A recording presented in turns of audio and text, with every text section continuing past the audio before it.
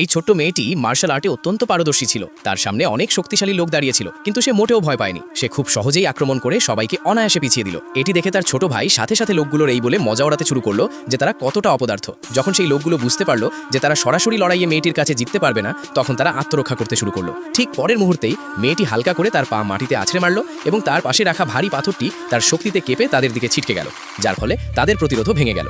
মেয়েটির দুষ্টুমি ও বিপজ্জনক শক্তি দেখে তার গুরু তাকে সাথে সাথে সেখান থেকে পাঠিয়ে দেওয়ার একটা বাহানা তৈরি করলেন। তিনি তাকে একটি চিরকুট দিলেন যাতে তার হারিয়ে যাওয়া পরিবার সম্পর্কে কিছু সূত্র ছিল।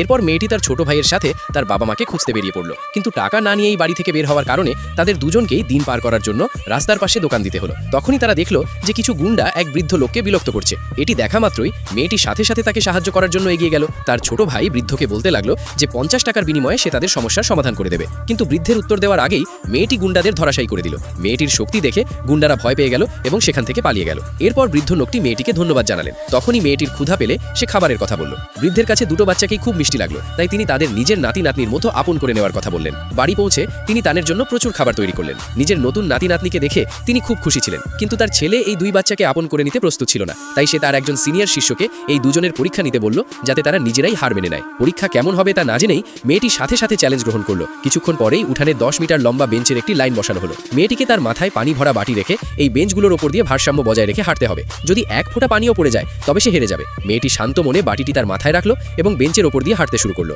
তার পা ছিল একদম স্থির এবং চেহারায় ছিল পূর্ণ মনোযোগ। সে ধীরে ধীরে এগিয়ে যেতে লাগলো। যেই মাত্র সে শেষ বেঞ্চের কাছে পৌঁছতে যাবে, তখনই সেই সিনিয়র শিষ্য শেষ বেঞ্চটি সরিয়ে দিল। সবার মনে হলো মেয়েটি পড়ে যাবে এবং হেরে যাবে, কিন্তু সে না ঘাবড়ে শূন্যে লাফ দিল। কেউ কিছু বুঝে ওঠার আগেই সে নিরাপদে মাটিতে নেমে এলো এবং ঠিক একই সময়ে বাটিটি তার হাতে চলে এলো, যেখান থেকে এক ফোঁটা পানিও মাটিতে পড়েনি। এভাবে মেয়েটি কোনো ভুল ছাড়াই সফলভাবে পুরো পরীক্ষাটি সম্পন্ন করলো।